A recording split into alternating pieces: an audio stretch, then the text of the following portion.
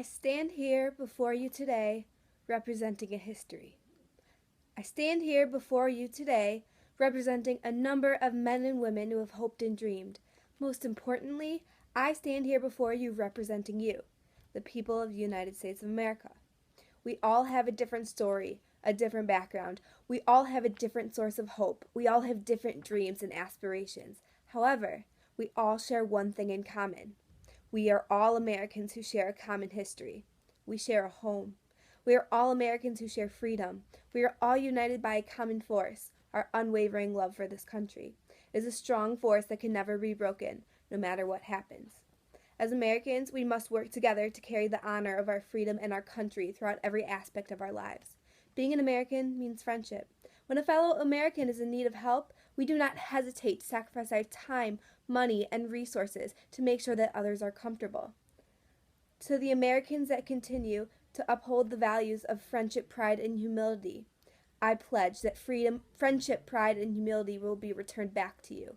There is nothing more rewarding than helping a fellow citizen in the way that Harriet Tubman helped slaves escape from their bondage. Although the commitment does not have to be as extreme, each act of kindness is added into the cookie jar. Once the jar overflows with acts of loving kindness, you have reached the true meaning of what it means to be an American. We are lucky. The problems that we face today involve a resolvable conflict between what several different groups of people find moral or immoral. However, a house divided cannot stand. There are no violent wars that threaten the lives of our people or high tensions that could pull the United States into a deadly conflict. The problems we face are strictly internal. There are some people that cannot enjoy the full rights that any American can.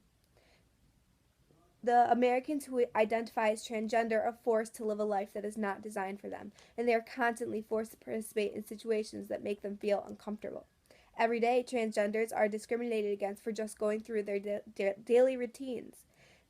Those Americans that participate in this community constantly face backlash for just being themselves, or even just going to the bathroom. I have a direct purpose to interfere with the rights of Americans where it exists throughout the country. Yet again, we are faced with another issue of equality.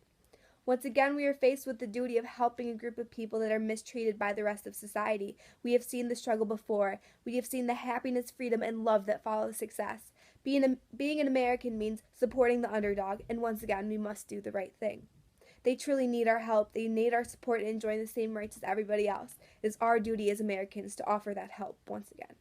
I have faith that everything will work out in the end. Justice will prevail. It always does. Just as slavery was abolished and the Jim Crow laws defeated, just as women were given the right to vote and they entered the workforce, just as anti-discrimination laws were passed in the workplace and in universities, just as Americans stood outside the Democratic Convention in Chicago and protested the war in Vietnam, just as recently we have finally given homosexual couples the marriage rights that they deserve. I urge all of you to fight for what is right, for what allows us to unite under the definition of what it means to being under the definition of being an American. Freedom. There are many of you who believe that change needs to be made for the sake of equality, yet you will simply sit on your couch and wait for change to happen. The only way that we can make a difference is if we work together, today and always. I have a dream. I have a dream that one day all Americans will be able to stand together and unite under the idea that we are all truly equal.